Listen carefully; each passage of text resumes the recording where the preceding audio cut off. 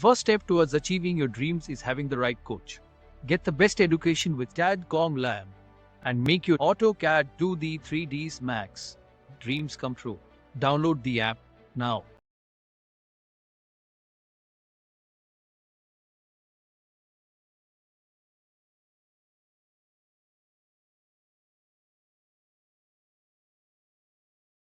फिर होच-पोच हो जाती है, समझ में नहीं आता। इसीलिए आर्किटेक्चर पार्ट में इसीलिए कॉल आउट्स को यूज़ करा गया है, डिटेल कॉल आउट को यूज़ करा जाता है ताकि आप उनको मार्क करके अलग सेपरेटली शो करा सकें सिस्टमेटिक वे में।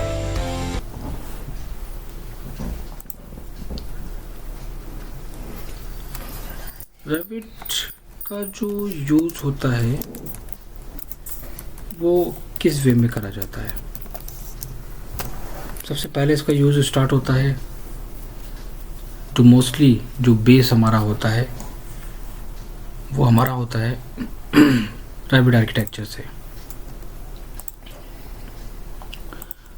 दूसरा इसको सबसे ज़्यादा यूज़ करा जाता है वो होता है इंटीरियर फील्ड में, जिसके बारे में लोगों को पता है लेकिन उसके बाद भी वो इस सॉफ्टवेयर को यूज़ नहीं करते। देन इसको यूज़ करा जाता है MEP के सेक्शन में। और भी बहुत सारी फील्ड है लाइक रेविट स्ट्रक्चर।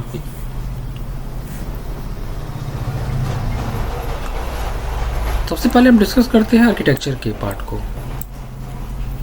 उसके बाद फिर हम एक अलग सेशन रखेंगे only for interior person, that how we can use this software in our interior details. जब फर्स्ट टाइम हम लोग ओपन करते हैं अपने सॉफ्टवेयर को तो हमारे पास कुछ बेसिक इंटरफेस आता है। सॉफ्टवेयर का मतलब ये नहीं होता है कि ऑटोकैड हो चाहे रेविट हो, उसको ओपन करके उस पर काम करना स्टार्ट कर दिया। इम्पॉर्टेंट ये होता है उस पर काम करने से पहले कि उस सॉफ्टवेयर के बारे में जानना।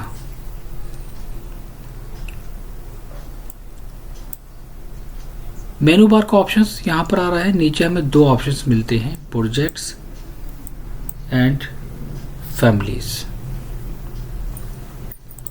फैमिलीज एक बहुत ही डिटेल्ड पार्ट होता है रेविट का, जहाँ पर हम चीज़ों को क्रिएट करते हैं, डिज़ाइन करते हैं और उनको उनकी फैमिलीज डिज़ाइन करके अपने प्रोजेक्ट में रीयूज़ करते हैं। तो ये हो गई हमारी फैमिलीज की बात। प्रोजेक्ट्स में हमें यहाँ पर मिलेगा फाइल ओपन करने का, न्यू करने का, और यहाँ पर हमें कुछ टेम्पलेट्स मिलती हैं। रेविट सॉफ्टवेयर को कैटेगराइज कर दिया गया है अलग अलग पार्ट्स में। अलग अलग पार्ट्स में कैटेगराइज इसलिए कर दिया गया है कि आप जिस फील्ड से बिलोंग करते हैं आप उस फील्ड की टेम्पलेट पे वर्क करेंगे। आप काम करते हैं कंस्ट्रक्शन पे, आप कंस्ट्रक्शन की टेम्पलेट लेंगे। आप काम करते हैं आर्किटेक्चर पे तो आप आर्किटेक्चर की लेंगे। आप स्ट्रक्चर पे काम करते हैं तो स्ट्रक्चर, एंड मैकेनिकल पे काम करते हैं तो मैकेनिकल। ऊपर मेनू बार में लास्ट में यहाँ पर ऑप्शन दिया गया है, इसको कहा जाता है क्विक एक्सेस टूल बार, जिसे इसके नाम के बारे में बिल्कुल भी आइडिया नहीं होता है। This one is called quick access tool bar. पहले हम क्या करेंगे, हम न्यू ऑप्शन पे क्लिक करेंगे। हमारे पास टेम्पलेट का ऑप्शन आता है। यहाँ पर टेम्पलेट के अंदर हम जब आते हैं तो यहाँ पर different types of templates given है कि आप किस टेम्पलेट पे काम करना चाहते हैं। आप आर्किटेक्चर टेम्पलेट पे काम करना चाहते हैं, आप कंस्ट्रक्शन टेम्पलेट पे काम करना चाहते हैं, स्ट्रक्चरल टेम्पलेट पे काम करना चाहते हैं, मैकेनिकल पे काम करना चाहते हैं। आर्किटेक्चर टेम्पलेट एक कॉमन है जिसमें इंटीरियर और आर्किटेक्चर दोनों का काम होता है। हम यहाँ पर लेंगे आर्किटेक्चर टेम्पलेट को, create new and project template. क्या करना है, यहाँ पर मुझे डिज़ाइन करना है प्रोजेक्ट को, तो हम यहाँ पर प्रोजेक्ट को सिलेक्ट करेंगे। बाय डिफ़ॉल्ट अगर आप ब्राउज़ करना चाहते हो तो आप ब्राउज़ पे जाके वहाँ से भी टेम्पलेट को डायरेक्टली चूज़ कर सकते हो। टेम्पलेट को सेट कैसे करना है इसके बारे में हम डिस्कस करेंगे। तो यहाँ पर हमने आर्किटेक्चर टेम्पलेट को सिलेक्ट करके ओके करा, तो हमारे सामने एक पूरा इंटरफेस ओपन हो जाएगा। जैसे हमने ऑटोकैड में एक्सप्लेन किया था, वैसे ही हमें यहाँ पे भी अपनी कुछ सेटिंग्स को करना होता है। पहले भी मैं बोल चुका हूँ, सॉफ्टवेयर को ओपन करके सॉफ्टवेयर पे काम स्टार्ट कर देना ही नहीं होता है, सॉफ्टवेयर के बारे में जानना भी मस्ट है। तो पहला पॉइंट यहाँ पर यह आता है कि हमें अपनी टेम्पलेट को सेट करना है। टेम्पलेट को सेट करना है कि आप किस टेम्पलेट पे काम करना चाहते हो। तो यहाँ पर कैटेगराइज कर दिया गया है पार्ट को, बहुत इंपॉर्टेंट है। एग्जाम्पल मैं मोस्टली काम करूँगा किस पे, आर्किटेक्चर टेम्पलेट पे। तो यहाँ पर मैं टेम्पलेट ले लूँगा आर्किटेक्चर। बी हो सकता है कि मुझे नीड हो स्ट्रक्चर की, तो यहाँ पर हमने स्ट्रक्चर की टेम्पलेट ले ली। सी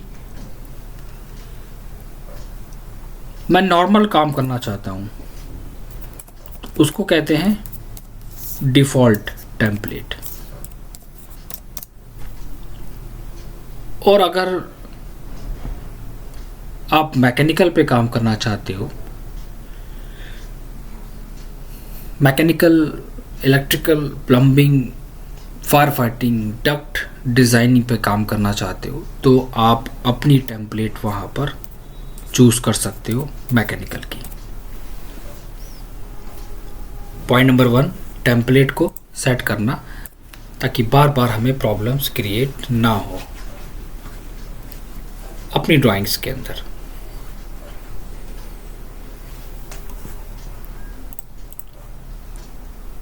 यहाँ पर आइकन दिया है रेविट का, आप रेविट के आइकन पे क्लिक करेंगे तो कुछ ऑप्शंस आ रहे हैं, ओपन, सेव, एक्सपोर्ट करना। बॉटम में ऑप्शन दिया है एग्जिट के पास ऑप्शंस। आप जब ऑप्शंस पे क्लिक करेंगे, यूज़र इंटरफेस में हमारे सारे ऑप्शन चेक है। यहाँ पर आपको मिलेगा एक्टिव थीम, लाइट है, मैंने कहा डार्क, तो थीम हमारी डार्क आ जाएगी। ऑप्शन पे जाके user interface, active theme, dark या लाइट। कीबोर्ड शॉर्टकट आप कस्टमाइज कर सकते हो अपने अकॉर्डिंग, शॉर्टकट पे काम करना चाहते हो तो। ग्राफिक्स के अंदर यहाँ दिया हुआ है use hardware acceleration, use optimised view navigations, allow control. अगर मैं यहाँ पर क्लिक करूँगा इन्वर्ट बैकग्राउंड पे, ओके करूँगा, तो हमारा बैकग्राउंड का कलर चेंज हो जाएगा। अगर आप 3D में आओगे तो भी कलर चेंज हो गया, और 2D में रहोगे तो भी कलर चेंज हो गया। मतलब कहने का क्या हुआ, कहने का मतलब ओवरऑल ये हुआ कि आप जो भी चीज़ें डिज़ाइन करोगे वो क्लियर आपको नज़र आएंगे, 2D में भी एंड 3D में भी। तो आप अपनी वर्किंग की बेसिस पे जो आपको बेस्ट लगे वो आप कर सकते हो। ऑप्शंस पे जाने के बाद ग्राफिक्स, इन्वर्ट बैकग्राउंड को चेक कर देना, ओके करोगे, बैकग्राउंड वापस आ जाएगा। Transparency, temporary dimensions, text, appearance, size कितना रखना चाहते हो बाय डिफ़ॉल्ट, बैकग्राउंड ट्रांसपेरेंट या ऑब्लिक, लाइट रखना है या डार्क रखना है, वो सारी कंडीशंस आप अपने अकॉर्डिंग सेट कर सकते हो। And one of the most important thing is file location. यहाँ से हम अपनी टेम्पलेट को डिज़ाइन करते हैं, मतलब कि ऑटोकैड में हम करते हैं टेम्पलेट डिज़ाइन, वैसे यहाँ से भी करते हैं। टेम्पलेट डिज़ाइन का मतलब मैं एक छोटा सा एग्जांपल लेता हूँ कि मुझे काम करना है अभी सिर्फ डिफ़ॉल्ट पे, मैं किसी पे भी काम नहीं करना चाहता, ना मैं आर्किटेक्चर पे काम करना चाहता हूँ, ना मैं कंस्ट्रक्शन पे काम करना चाहता हूँ, ना मैं स्ट्रक्चर पे काम करना चाहता हूँ। तो मैं इसको सेलेक्ट करके माइनस, क्लिक करके माइनस एंड माइनस, प्लस पे क्लिक करो और यहाँ पर डिफरेंट टाइप्स ऑफ टेम्पलेट्स दी गई हैं। तो मुझे भी ज़्यादा नीड नहीं है, तो अभी जो मेरी करंटली वर्किंग होगी हम उसी की बेसिस पे चेंज करेंगे। डिफ़ॉल्ट, सिस्टम डिफ़ॉल्ट यूज़ नहीं करना है। Default means normal architecture design, system default means mechanical system default. Default पे क्लिक करके ओपन, कंस्ट्रक्शन वाले को माइनस कर दो, तो ये पाथ ऑटोमेटिक हमारा यहाँ पर सेट है।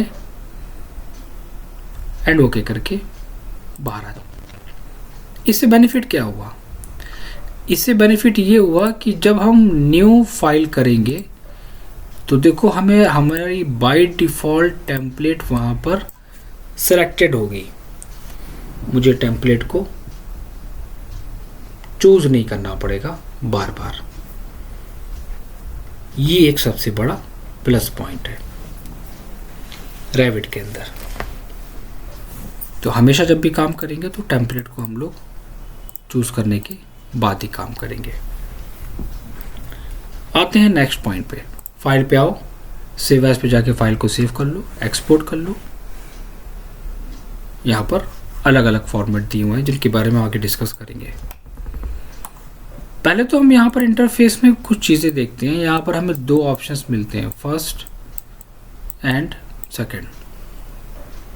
फर्स्ट हमारा कहलाता है प्रॉपर्टीज़, सेकंड हमारा कहलाता है project browser.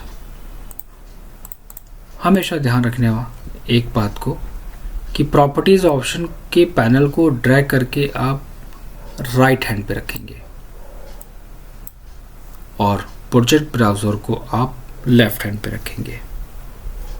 Properties right hand पे, प्रोजेक्ट ब्राउज़र लेफ्ट हैंड पे। कभी कभी क्या होता है कि बाय मिस्टेक ये दोनों ऑप्शंस हमसे डिलीट हो जाते हैं, और जब ये डिलीट हो जाते हैं या कैंसिल हो जाते हैं तो इनको वापस कैसे लेके आते हैं? ऊपर दिया होता है व्यू ऑप्शन। व्यू ऑप्शन में जाने के बाद यहाँ लास्ट में दिया है यूज़र इंटरफेस, और यूज़र इंटरफेस में हमें यहाँ पर क्या मिलेगा? Properties and project browser. हम दोनों ऑप्शंस पे वन बाय वन क्लिक कर देंगे तो ये हमारा स्क्रीन पे सेट हो जाएगा। Point number 1। एक गलती और होती है बच्चे से, ये जो छोटा सा आइकन आ रहा है, अभी इस आइकन के बारे में मैंने डिस्कस करा था। This one is called quick access tool bar. Tool bar को कंट्रोल करने के लिए यूज़ करा जाता है दिस वन। तो जब मैं इस पर क्लिक करूँगा तो इस पर क्लिक करने के बाद नीचे के सारे आइकन्स चेंज हो जाएंगे। तो कभी कभी ऐसे बाय मिस्टेक क्लिक हो जाता है तो मुझे लगता है कि पता नहीं क्या हो गया, ऑप्शंस की सेटिंग्स चेंज हो गई या सॉफ्टवेयर में कुछ चेंजेस हो गए। तो इसके बारे में मुझे पता होना चाहिए। मैं जैसे ही क्लिक करूँगा, second time, third time, fourth time, तो फोर्थ टाइम पे वो हमारा आ जाएगा। मतलब minimise to tab, minimise to panel, minimise to panel, या अगर मैं डायरेक्टली इस पे क्लिक करके साइकिल थ्रू ऑल पे क्लिक करूँगा, सारे ऑप्शंस आ जाएंगे वन बाय वन क्लिक करके, या 1 2 3 4 करके ले आओ। दूसरा पॉइंट, ये बॉटम दिया है टूल बार या प्रॉपर्टीज बार भी कहते हैं इसको, जो मैंने मार्क करा है इतना एरिया। इस एरिया को अगर हमें चेंज करना होगा तो मैं राइट क्लिक करके डॉक एट बॉटम करूँगा तो वो बॉटम में आ जाएगा। एग्जाम्पल, मैं अब जैसे ही वॉल को सिलेक्ट कर रहा हूँ तो मेरी वॉल की ओवरऑल जितनी भी प्रॉपर्टीज़ हैं वो सारी प्रॉपर्टीज़ हमारी कहाँ शो करा रहा है, बॉटम एरिया में। अगर हम इसको चेंज ना करते तो ये आता हमारा टॉप ऑप्शन के। तो आप इसको भी अपनी वर्किंग की बेसिस पे डॉक एट बॉटम से चेंज कर सकते हो या डॉक एट टॉप से भी चेंज कर सकते हो। दोनों कंडीशंस हैं यहाँ पर। ठीक है, ये तो हो गया हमारा सेटिंग्स करना। नीचे कुछ ऑप्शंस आते हैं हमारे पास बॉटम प्रॉपर्टीज में। यहाँ पर इनके बारे में जानना बहुत इंपॉर्टेंट है। यहाँ पर आपको कुछ फीचर्स मिलेंगे। पहला आपको मिलेगा स्केल का। इस स्केल का काम थोड़ा सा डिफरेंट होता है। 1/8, 3/16 ये कंट्रोल करता है प्रॉपर्टीज को। किसकी प्रॉपर्टीज को? ऑब्जेक्ट की प्रॉपर्टीज को कंट्रोल करता है। इसमें दो ऑप्शन सबसे इंपॉर्टेंट है। पहला तो हमें यहाँ पर बॉटम में एक ऑप्शन मिलेगा जिसका नाम होता है विजुअल स्टाइल। विजुअल स्टाइल का मतलब होता है व्यू देखना। लेकिन इसका जो यूज़ होता है, इसका यूज़ हमें एक्चुअली कहाँ नज़र आता है? इसका यूज़ हमें नज़र आता है 3D व्यू में। एग्जाम्पल लो, अभी हमारी जो वॉल है,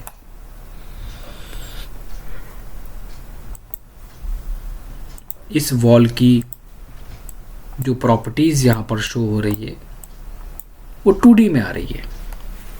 ये बेसिक कॉन्सेप्ट क्लियर करना बहुत इंपॉर्टेंट है सभी लोगों को। इस वॉल की प्रॉपर्टीज हमारी 2D पार्ट्स में आ रही है, 2D शेप में आ रही है।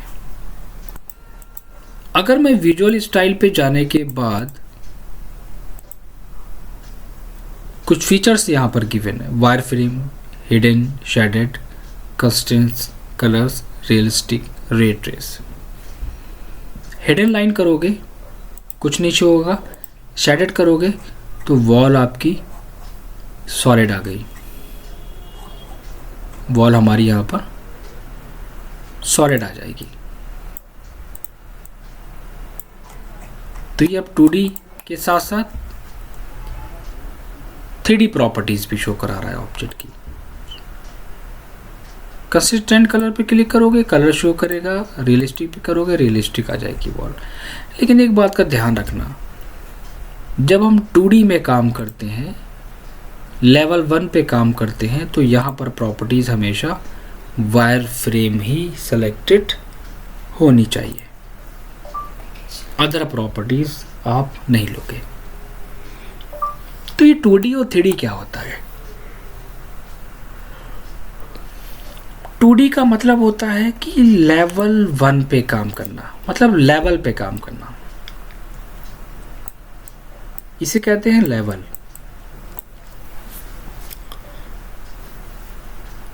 रेविड आर्किटेक्चर एक ऐसा सॉफ्टवेयर है, चाहे आप MEP पे काम करें या फिर आप स्ट्रक्चर पे काम करें या फिर आप कंस्ट्रक्शन पे काम करें, वो सारा का सारा वर्क, वो सारी की सारी वर्किंग हमारी लेवल्स की बेसिस पे होती है। अब 2D और 3D का मतलब हो गया कि जो काम हम लेवल पे करते हैं उसे कहते हैं 2D। एग्जाम्पल कहने का क्या हुआ, यहाँ पर आपको पहले कुछ चीज़ें एक्सप्लेन कर देता हूँ मैं। यहाँ पर हमें कुछ चीज़ें शो हो रही हैं।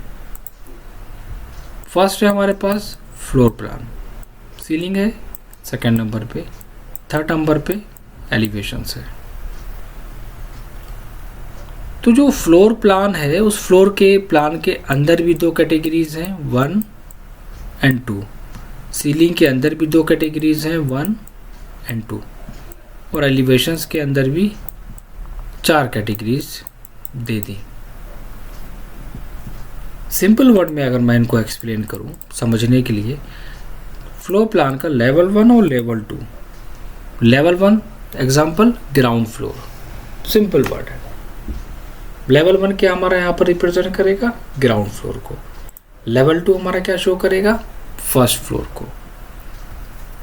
अब अगर हमें ग्राउंड फ्लोर की लेवल 1 की सीलिंग डिज़ाइन करनी है तो हमें कहाँ आना पड़ेगा, सीलिंग प्लान के लेवल 1 पे। अगर हमें फर्स्ट फ्लोर की सीलिंग डिज़ाइन करनी है तो हमें कहाँ आना पड़ेगा, लेवल 2 पे, सीलिंग प्लान के लेवल 2 पे। और अगर कुछ ज़्यादा ही प्रॉब्लम क्रिएट हो रही है चीज़ों को समझने में, तो आप लेवल 1 पे राइट क्लिक करके वहाँ पर कुछ फीचर्स दिए हैं, जैसे कि इन्होंने पहला फीचर्स दिया है डुप्लीकेट व्यू। आप डुप्लीकेट पे क्लिक करोगे तो उसकी कॉपी क्रिएट कर देगा। डुप्लीकेट व्यू पे क्लिक करा, उसकी एक कॉपी क्रिएट हो गई। लेवल 1 पे हमने काम करा और लेवल 1 पे भी वो कॉपी हमारी सेम एज इट इज़ चल रही है। अभी हम बात करते हैं यहाँ पर सिर्फ एक ऑप्शंस की, जो हमारा कहलाता है रीनेम का ऑप्शन। मैंने रीनेम पे क्लिक करा, मुझे रीड करने में दिक्कत आ रही है, सो मैं यहाँ पर मेंशन करूँगा कि this one is ground floor. Okay, would you like to rename, yes, ये आ गया हमारा ग्राउंड फ्लोर। लेवल 2 को मैंने राइट क्लिक करके रीनेम कर लिया, नेम मेंशन कर दिया